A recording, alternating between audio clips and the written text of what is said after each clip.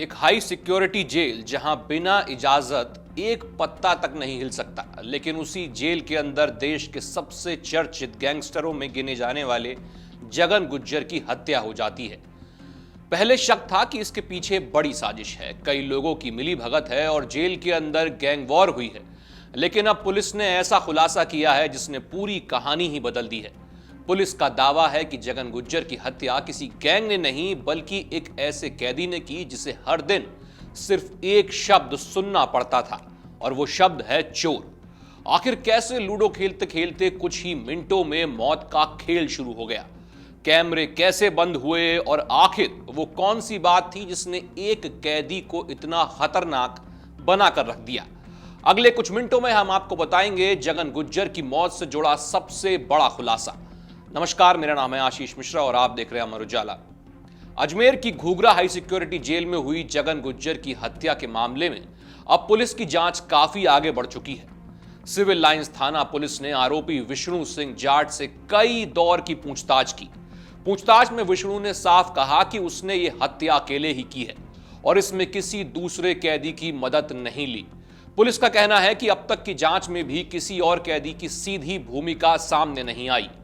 हालांकि जिस ब्लॉक में यह घटना हुई थी वहां बंद बाकी कैदियों से भी कोर्ट की अनुमति मिलने के बाद पूछताछ की जाएगी। पुलिस के मुताबिक 3 जुलाई को प्रोडक्शन वारंट पर गिरफ्तार किए गए विष्णु जाट ने हत्या की पूरी जिम्मेदारी अपने ऊपर ली। उसने बताया कि जिस गमछे से जगन गुज्जर का गला घोटा गया था वो उसी का था।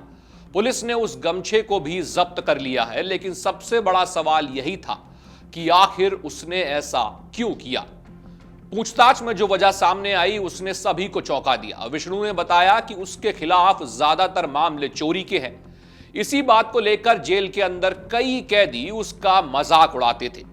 उसे बार बार चोर और छोटा अपराधी कहकर ताने दिए जाते थे। आरोपी का कहना है कि सबसे ज्यादा ताने जगन गुज्जर मारता था। हर दिन होने वाला यह अपमान धीरे धीरे उसके अंदर गुस्से में बदल गया। उसने कई दिन पहले ही तय कर लिया था कि वो जगन को मार देगा। यानी पुलिस के मुताबिक फिलहाल इस हत्या के पीछे कोई गैंग वॉर नहीं बल्कि व्यक्तिगत अपमान और बदले की भावना सबसे बड़ी वजह बनकर सामने आई है। अब बात उस दिन की करते हैं जिस दिन ये पूरी वारदात हुई। पुलिस के मुताबिक 29 जून की दोपहर दोनों एक ही सेल में बैठे थे। माहौल बिल्कुल सामान्य था। दोनों लूडो खेल रहे थे। इसी दौरान विष्णु ने जगन से कहा, दादा मैं दवा लेकर आता हूं। जगन को शायद बिल्कुल भी अंदाजा नहीं था कि वो अगले कुछ सेकंड में वहां पर क्या होने वाला है। विष्णु पीछे दीवार पर टंगे अपने बैग की तरफ गया। उसने अपने सिर पर बंधा गमछा खोला और अचानक पीछे से जगन के गले में डाल दिया। इसके बाद उसने पूरी ताकत से गमछा खींचा। जगन जमीन पर गिर पड़ा। फिर आरोपी उसके ऊपर बैठ गया और गमछे को दोबारा गले में लपेटकर करीब 2.5 से 3 मिनट तक कसकर पकड़े रखा। पुलिस का कहना है कि जगन को संभलने या खुद को बचाने का मौका ही नहीं मिला और कुछ ही मिनटों में उसकी मौत हो गई। पूछताछ में आरोपी ने यह भी बताया कि हत्या के बाद उसने जगन के शव को पंखे से लटकाकर आत्महत्या जैसा दिखाने की कोशिश की। उसने बेडशीट और गमछे का इस्तेमाल किया, लेकिन वो इसमें सफल नहीं हो सका। इसके बाद वो वापस बैरक में जाकर ऐसे लेट गया जैसे कुछ हुआ ही ना हो। इस पूरे मामले में एक और बड़ा सवाल था कि आखिर जेल के सीसीटीवी कैमरे में यह सब रिकॉर्ड क्यों नहीं हुआ। पुलिस ने जब जांच की तो पता चला कि आरोपी ने कैमरे के लेंस पर टूथपेस्ट लगा दिया था। इसके बाद पुलिस आरोपी को लेकर जेल पहुंची और पूरे घटनाक्रम का सीन रिक्रिएशन किया गया।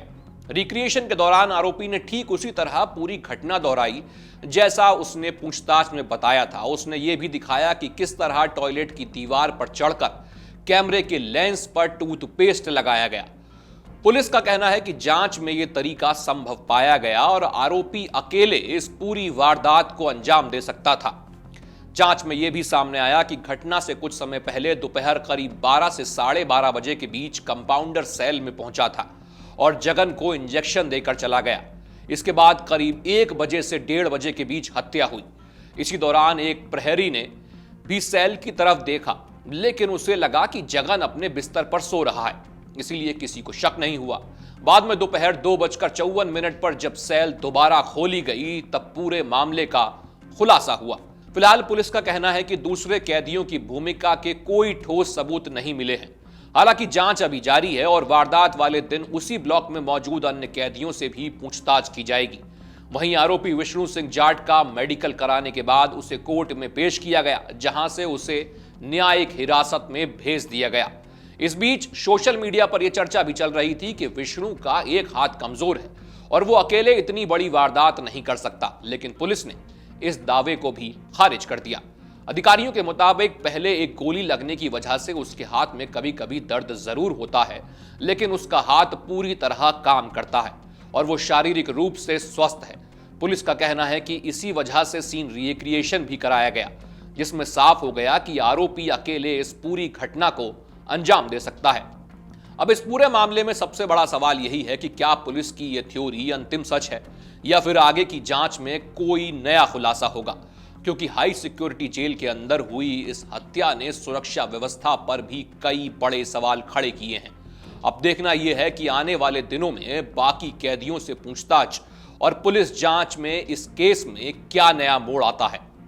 आपके राज्य की खबरें, आपके शहर की खबरें सबसे पहले जानने के लिए देखते रहें अमर उजाला।